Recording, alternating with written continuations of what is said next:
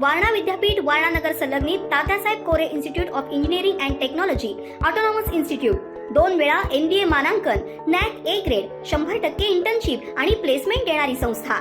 प्रथम आणि द्वितीय वर्ष बीटेक करता TCS sponsored computer science and business system, cyber security, electrical, civil, mechanical, electronics and telecommunication, chemical आणि कम्प्युटर सायन्स अँड इंजिनिअरिंग तसंच MTech करता structural engineering, CSE, construction management, mechanical design, chemical ENTC, त्याचबरोबर LLB, BA LLB, BBA LLB, BCA, BBA, MCA, MBA शाखांसाठी प्रवेश सुरू।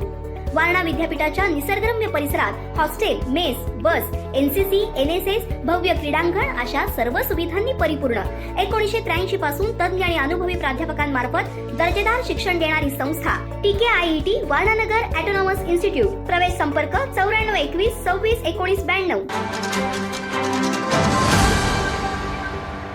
महायुतीमधला प्रत्येक पक्ष जरी आपापले ठराव वेगळे सादर करत असला, सबमिट करत असला, दाखल करत असला, तरी महायुती एकत्रच लढणार आहे। कोणीही ही स्वप्न पाहू नये की महायुती ही वेगवेगळे ठराव दाखल करते म्हणजे महायुती वेगवेगळी लढेल। महायुती एकसंघपणे लढणार। भाजप किती ठराव? ते आता मुनासाहेब आणि अमल साहेब सगळं कलेक्शन करतायत, उद्या कळेल आपल्याला। गेले 4 दिवस ही निवडणूक बिनविरोध होणार आहे। संजय पाटील येड्रावकरांनी सांगितलं होतं जाहीर चर्चा सुरू झालेली आहे।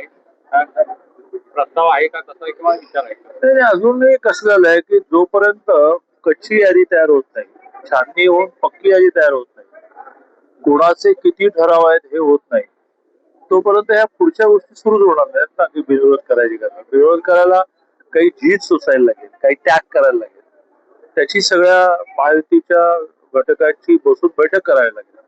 आता हे थोडं टू अर्ली असू समाज माध्यमामध्ये व्हिडिओ फिरत आहे की टक्केवारी माणसांनी तो व्हिडिओ असा व्हायरल होतो, त्यामुळे सगळ्या आमदारांचं बंधन होतं। कारण गेल्या आठवड्यामध्ये पण एका कॉन्ट्रॅक्टर असोसिएशनमध्ये पण असं बोललं जात होतं, त्यामुळे तुमच्या सर्वांची बंधन याकडे कसं बघता? अशा प्रकारचे लोकप्रतिनिधींना बदनाम करणारे व्हिडिओ हे मोठ्या प्रमाणावर AI क्रिएटेड असतात आणि त्यामुळे ज्यांची हिंमत आहे त्यांनी ते खरे आहेत हे सिद्ध करावं लागेल।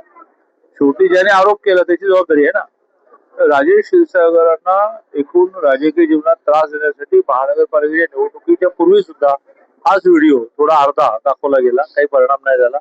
महायुती थम्पिंग मेजॉरिटीने विजयी झाली।